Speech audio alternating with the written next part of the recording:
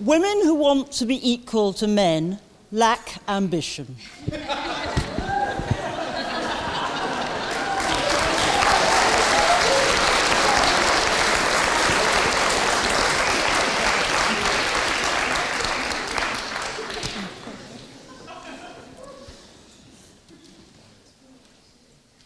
Lots of men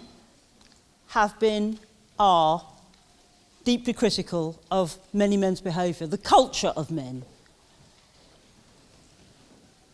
I'd like to see those men stop demanding that we sit and hold their hands in the women's liberation movement, but get on with the task of persuading their brothers, their fathers, their grandfathers, their sons, that they need to be whole human beings and not be driven by their dicks.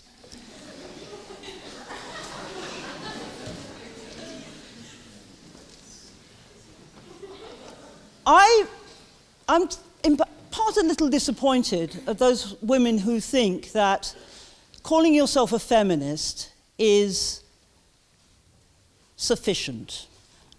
I really do think that there are many kinds of feminisms. And I've been a feminist for getting on for 40 years, but I called myself, and I was proud to be, a part of the women's liberation movement, not simply a feminist.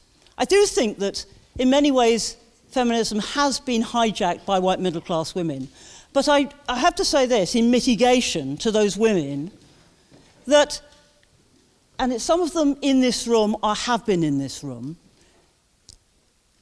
it's the brothers, the fathers, the uncles who give the jobs to their rellies on television, in the media. Class does still play a part, even in Oxford.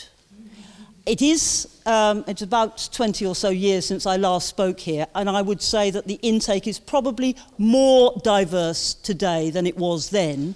Nonetheless, this society in Britain is dominated by class, not simply gender. But if you look at who holds the power, there's not many white working class men who hold the power in this society. It is generally, and this is not an indictment of being middle class, it is merely a description that power resides not just in the monarchy, they have nominal power and a lot of bloody money. But the power and the structures of this society and that of most of Europe, and when we look to Africa and Asia, I don't see many women leading the kind of the political discourse. I do see them being activists, though, and struggling for freedom, liberation. Feminism is a funny old word because it can be, and it has been, a portmanteau for almost anything. But I must disagree with a sister here who made reference to abortion being. Can't remember the exact words you used, but I want to tell you a story. When I was in hospital having an abortion, which I did not want but had to do, what I discovered was how easy it was for the black women to get abortions. I was 28 years old. I had a friend of mine, a white middle-class woman who was 40, who wanted to have an abortion. She also wanted to be sterilised. And you know what? She couldn't be sterilised. The doctor wouldn't sterilise her. But I then started asking my friends, who were black, about whether they had been sterilised. It was offered to us. Not only offered, it was the price you paid for having a termination. Now, that was in Britain in the 1970s. It's still happening.